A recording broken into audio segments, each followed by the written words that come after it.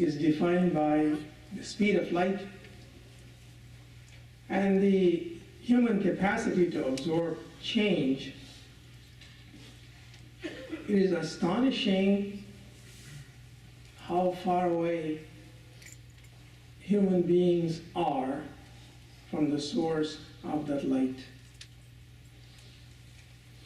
Alhamdulillah, this is the month of Sha'ban, one of the 3 months which, according to the hadith of the Prophet ﷺ, are the blessed months: Rajab, Sha'ban, and Ramadan.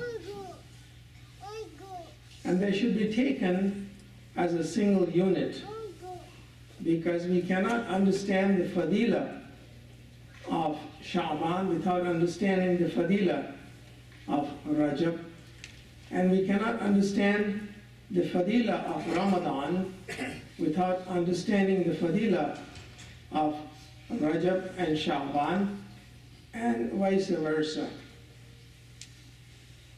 So, inshallah, today's khutbah will be a brief introduction to the Fazela of Sha'ban. And Sha'ban, in the ultimate analysis, is about the Prophet, the light of Muhammad sallallahu alaihi wasallam. So the khutbah is also an introduction to An-Nur Muhammadi. It could also be conceived of as an introduction to Surah An-Nur, or the acquisition of knowledge. At first, we must have the vocabulary that we're going to use defined in a way that is understood by most people, because when you say An-Nur Muhammadi, the light of Muhammad sallallahu alaihi wasallam, we lose people. The Prophet sallallahu alaihi wasallam used to have 2 kinds of sohbat.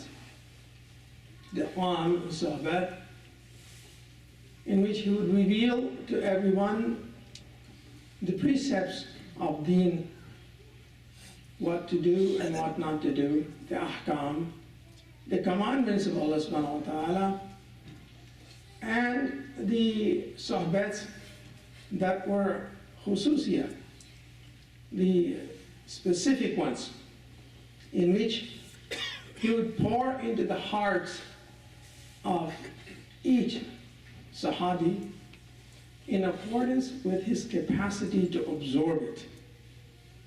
And hence the saying of Hazrat Abu Hurairah, the Prophet ﷺ gave me 2 types of knowledge. One that I write about, and you're all aware of the ahadith that have come down to us from Hazrat Abu Hurairah. One that I share with everyone, and one, if I were to reveal them to people, they would be very upset. This khutbah, inshallah, will tread a line in between, because it's a blessed gathering. This gathering consists of highly educated people, many khatibs, qara, and we also welcome people who are not of our faith. Alhamdulillah, it's a blessing to share our faith and what we believe in with our neighbors. The definition of nur must be looked at in its context. Every word of the Quran is a limitless ocean. You can dive into it, and depending on your ability to extract from the ocean what it is that you can extract, you come back something with it. And hence the Quran itself discusses the extent of the Quran. If the oceans were ink and all the trees were pen, the oceans would be exhausted before you're able to write the names of Allah subhanahu wa ta'ala. It's a rough translation. Alternately, you can look upon a word of the Quran as a diamond with many facets. And depending on the context, you can see its brilliance, its colors, its scintillations, its radiations. Or you can look upon it as a door. When you open the door, 7 doors open to you. And then you go on to one of those 7 doors, 7 other doors open to you, and ad infinitum until you're so inundated, so overwhelmed by that word that you cannot tolerate it. I remember one time, way back about 35, 40 years ago, in the museum in New York City, there was a manuscript of the Quran. And the scribe, he was writing the words of Allah subhanahu wa ta'ala until he came to the word Rahim. And he was so overwhelmed by the feelings in his heart, the innate meaning of Rahim, that he filled the entire page with that one single word. So, a word of the Quran is a light unto itself, self-sustained eloquence, a word that cannot be translated. We must be conscious of it.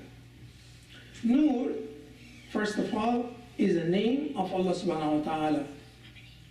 Secondly, it is an attribute of our Prophet Muhammad sallallahu alayhi wa sallam. Third, it is an attribute of the Quran. Fourth, it is light, that is knowledge. Fifth, it is what makes things manifest to our heart. And the heart is the least understood in modern science of all the parts of the body. Only now are we beginning to understand that the heart has neurons in the same sense that the mind has neurons, and it has an independent existence, independent of the mind, something that the awliya Allah have been saying for 1500 years, perhaps even before, if you consider the other traditions of man. And now we know that the heart is a king unto itself. So, Nur could also mean that which illuminates the heart, that enables the heart to see and speak and feel and understand. It could also mean the light that illuminates the mind, that marvelous creation of Allah subhanahu wa ta'ala that is able to comprehend all of His existence, all of the galaxies and the stars, all of the cosmos. One of the most noble creations of Allah subhanahu wa ta'ala. So Nur has multiple meanings, just as the word ayah also has multiple meanings. In the context of this khutbah, I would like you to take back with you the meaning that the ayah is a bridge. It illuminates certainly that which we see and feel and understand with our mind. It also illuminates that we see and hear and understand with our heart. It is a bridge to the word that is seen and that is unseen. It is a bridge between the two kinds of ilm, ilmul ibara and ilmul ishara. These are big, broad oceans, and all this khutbah is going to do is to lay an outline so that some of the young people, some of the educated people are able to take back something from it. Ilmul ibara means that which enables you to wade from one side to the other. Physics, chemistry, mathematics, all of this, or language, eloquence, all of these are ilmul ibara. Ilmul ishara is that which illuminates the heart, that is felt but cannot be expressed. And ayah is a bridge between the two. It is a bridge between faith and reason. It's a very big statement. It is the bridge between faith and reason. So with these definitions, let's go back and try to understand the Fazela of this month of Sha'ban, using as our point of departure the month of Rajab, the month of the ascension of man to meet Allah subhanahu wa ta'ala. When man stands face to face, surrounded by the rahmah of Allah subhanahu wa ta'ala and receives its blessings. Briefly, remember the journey of the Prophet sallallahu alaihi wasallam from Masjid al-Haram to Masjid al-Aqsa, where he leads all the prophets in prayer, thereby symbolizing the unity of all faiths, and then ascends through the heavens. The first heaven, where he meets Adam. The second heaven, where he meets Isa alayhi salam. The third heaven, where he meets the other messengers on, until he goes to Sidratul Muntaha, the tree that is shrouded in mystery. And people, our great scholars, our sheikhs, have illuminated us what they thought was meant by Sidratul Muntaha. But in addition to what they have given us, we are able to understand perhaps a little bit more, because knowledge is boundless. It is ever expanding. And in certain areas, we have a little more of knowledge than we did 1,000 years ago. We understand a little bit more about light. We understand a little bit about the time-space capsule, which cannot be broken up unless it be by the grace of Allah subhanahu wa ta'ala. Here is man in the person of our Prophet sallallahu alaihi wasallam, who is taken out of the space-time bubble, and he's shown the signs on the horizon that were not shown to anyone else. The signs that are inherent in vision were shown to the Prophet Ibrahim. The signs that are inherent in the faculty of hearing were shown to Musa alayhi salam. Only through Muhammad sallallahu alayhi wasallam did divine mercy reveal not only that which is seen, not only that which is heard, but that which is perceived and beyond. So our Prophet advances beyond Sidratul Muntaha.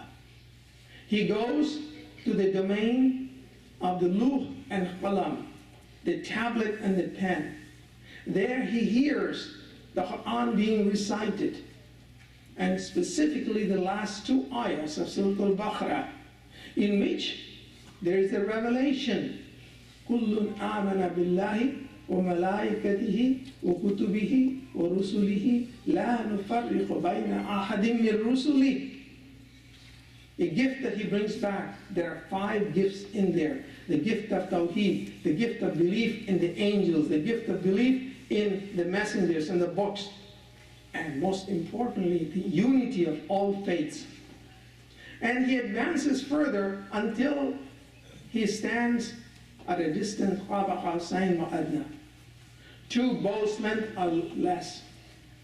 I was saying, if you look at an arc that is generated by the passage of sun's light upon the curvature of the earth, vaulting the horizon from the east to the west, take 2 of them, close the circle. The Prophet stands at the center of the circle, receiving the divine light from all around. There is a singularity where you have infinite light. The Zara becomes Najmus Saqib, the piercing star. And then the Zara has to present itself to the majesty of Allah subhanahu wa ta'ala. How does man address the presence of Allah subhanahu wa ta'ala? You do not say salam to Allah subhanahu wa ta'ala, because Allahumma anta salam minka salam wa tabarakta ya zal jalali wal ikram. He is salam. He is the source of salam. Salam returns to him. And after an elliptical cycle, how do you address the presence of Allah subhanahu wa ta'ala? And therein are more secrets in there. The secret of tashahhud. So the zara addresses the presence of Allah subhanahu wa ta'ala. At-tahayatu lillahi was-salatu wat-tayyibat. At-tahayatu, O you giver of life, O you giver of existence. At-tahayatu lillahi, to Allah only. At-tahayatu lillahi was-salatu, prayer is due to you. See, that is the way the Zara, our Prophet sallallahu alaihi wasallam, addresses His Majesty and comes back the answer, the divine voice. At-tahayatu lillahi was-salatu wat-tayyibat. Assalamu alayka ayyuhan nabiyyu. Allah subhanahu wa ta'ala answers the Zara, our Prophet sallallahu alaihi wasallam. Salam unto you, O Nabi. And then the Zara, our Prophet sallallahu alaihi wasallam, responds, Assalamu alayna wa ala ibadillahi salihin. Salam, peace be unto us and upon those who are the truthful ones. This is the conversation between man and God, recorded through the tashahhud, something that is not commonly understood by most people who don't know where the tashahhud comes from. It is a conversation between man and Allah. Most powerful, most comprehensive. So the Prophet brings back these three gifts also. And then, as we know, he brings back 5 prayers. So altogether, the Prophet brings back in the month of Rajab 11 gifts. The 5 that are mentioned in the last 2 surah, the ayahs of Surah Al-Baqarah, the tashahhud, and the 5 prayers. Let's go on now and ask ourselves, since Sha'ban is the bridge between the month of Rajab, the month of Allah subhanahu wa ta'ala, and the month of Ramadan, the month the Prophet said belongs to the Ummah, belongs to the sons of Adam, the light that connects the light of Allah to the light of Adam. That is the month of Sha'ban, An-Nur Muhammadi. See, Nur Muhammadi is commonly interpreted to mean the light of existence. More properly, it should be interpreted as the light that makes existence possible, that makes existence seen. It is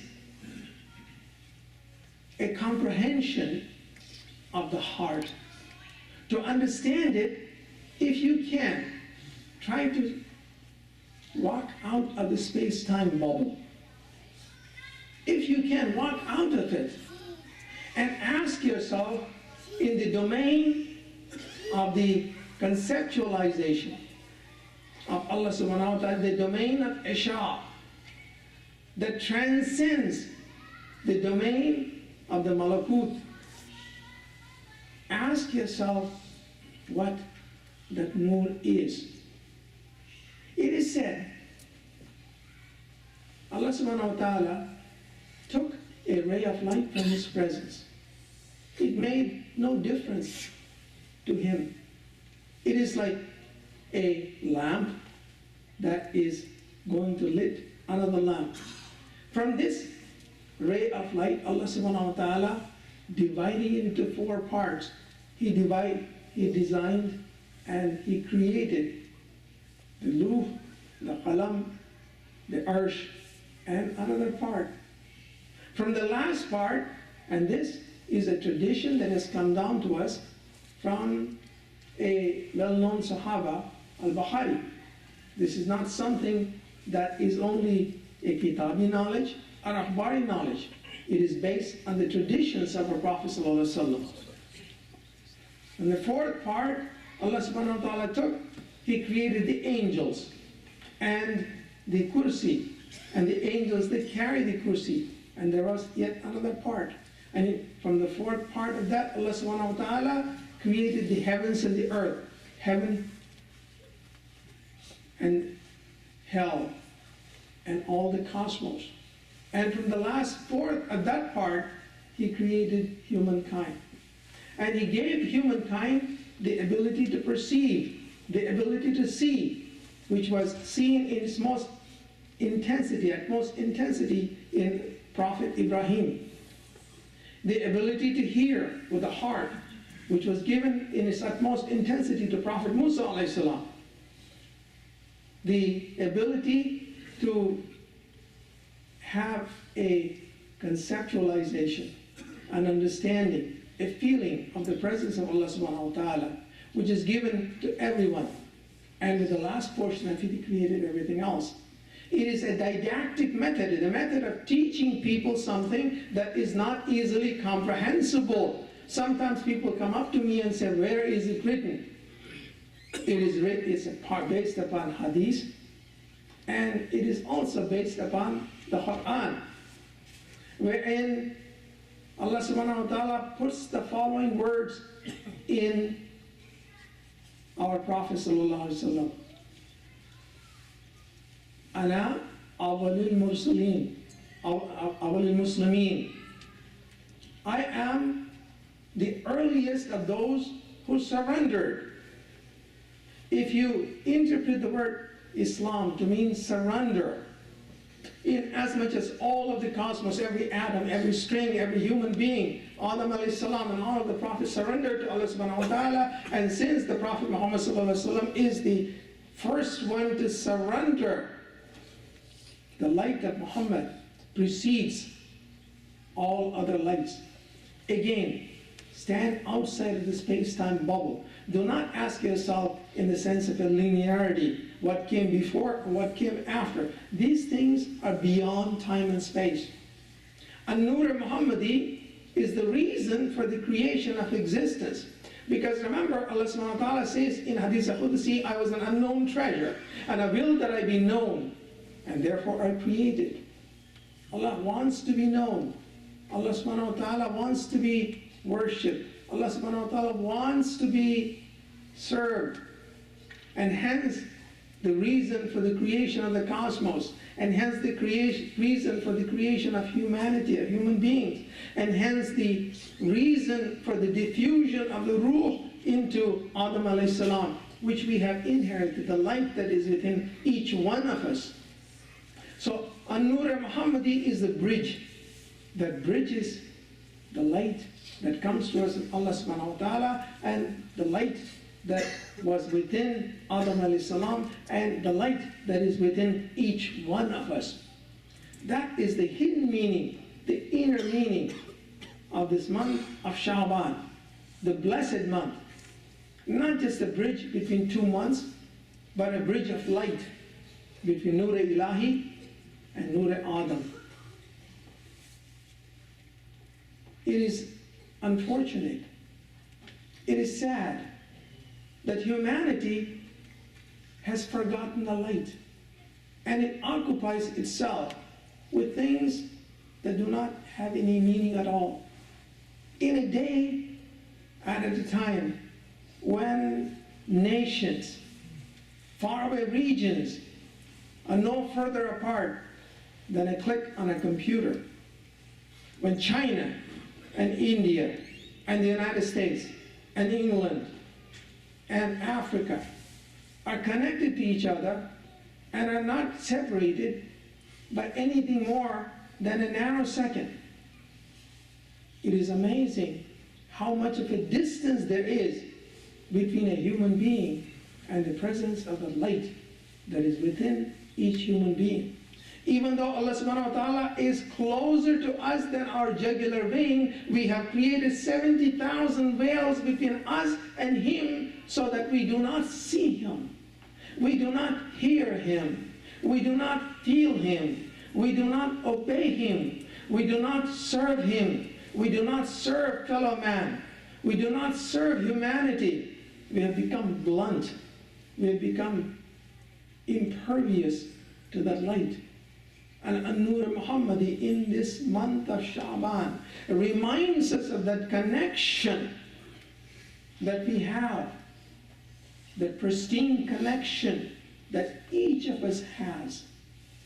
Every man, every woman, every child has with the light The light that came to us by inheritance from Adam alayhi salam, who in turn was given that light for the sake of Muhammad sallallahu alayhi wasallam, and which light was created was the first light. The awliya Allah describe the secrets of life in 4 stages, and this is the last thing I wanted to share with you. The secret that is within each human being, they call it sir, meaning the secret. And that is not an ordinary statement. To know oneself is to know God. Man arafa nafsahu faqad arafa rabbahu. That is a saying of the Prophet ﷺ. He who knows himself, or she who knows him herself, knows Allah subhanahu wa ta'ala. To know oneself is not easy. That's the first secret. The second secret is the secret of Adam. Why was he created? For what purpose was he created? What purpose does humankind serve on this earth? What purpose does the creation of Mother Earth in the speck of dust that's floating in a niche in the solar system amongst 2 billion galaxies that we know of, amongst universes that we don't even know of? What purpose does it serve? The secret of Adam. And the secret of Adam, to look for it, the light that shone through his forehead. When Allah subhanahu wa ta'ala asked the angels to bow down before him, and everyone bowed down except Iblis, because he could not see the light. He could not see, according to Imam Razi, the light of Muhammad that was shining through the forehead of Adam alayhi salam. And there is the 4th light, Sirra Khafa, which is not known to anyone. Allah subhanahu wa ta'ala's secret is known to himself. Not even to the prophets, not the angels, not the heavens and the earth know the secret of Allah subhanahu wa ta'ala. And hence, all we can do is to bow down before him and recite Qul huwallahu ahad, Allahu samad, lam yalid wa lam yulad wa lam yakul lahu kufuwan ahad. Such are the secrets built into light. Such are the blessings built into Nur. And that is by way of introduction to Surah An-Nur. Inshallah, some other time we'll pick up this thread and have a tafsir of Surah An-Nur. La hawla wa la quwwata wa astaghfirullah.